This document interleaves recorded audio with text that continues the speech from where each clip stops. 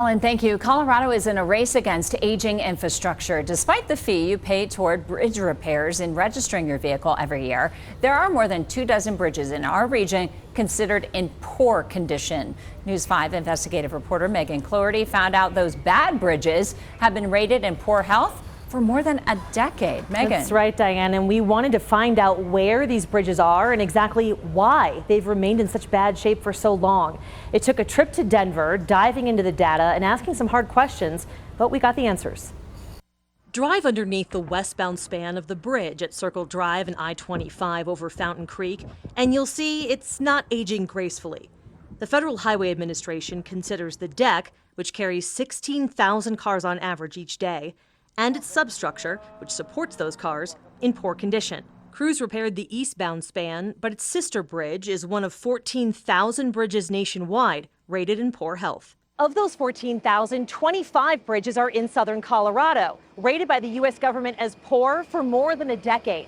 That includes this bridge on Union Avenue in downtown Pueblo. It was built back in 1925, and on average sees more than 8,000 vehicles cross it every single day. Take a look at our region as a whole. This is where you'll find the 25 bridges rated poor. There are 14 in El Paso County. Fremont and Teller counties each have 2. And in Pueblo County, there are 7 bridges in poor condition. For the last 2 years, this project has been our #1 federal funding request for bridge repairs. Andrew Hayes oversees the city of Pueblo's public works. He says using state and city dollars, crews made some repairs to Union Bridge last year, but it would need around $40 million to replace this bridge. That's a hard sell for a grant when another bridge in good condition is just a block away. We can further weight restrict the bridge to make it a pedestrian only or bicycle bridge or anything like that. You've got all options are on the table, I would say. As you can see, we've got 1, 2, 3, 4, 5, 6 left to construct. Colorado's Department of Transportation, or CDOT, is in the midst of replacing 17 treated timber-built bridges in rural areas.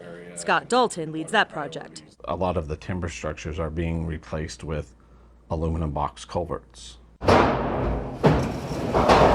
But not a single one of the 17 bridges he's replacing is among the 25 bridges rated poorly for more than a decade.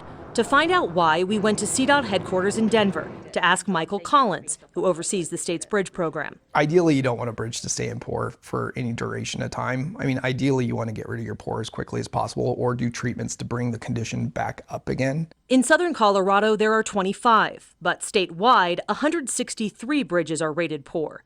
Some are owned by the state, while others are under city or county jurisdiction. Collins' team prioritizes the bridges for repair or replacement and makes recommendations to each region. And we're always looking for ways to improve and build more efficiency into the dollars that we have available. The situation used to be far worse.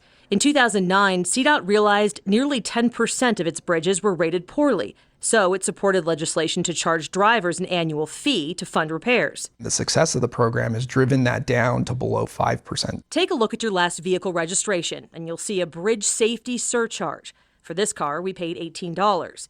According to CDOT, in fiscal year 23, the state collected $109 million in fees, and with it, replaced 10 bridges. You have to prioritize which ones are really poor. Despite the money the annual fee brings in, Collins says bridges continue to age across the state, and there just isn't enough funding to keep up with repairs before some fall into poor health.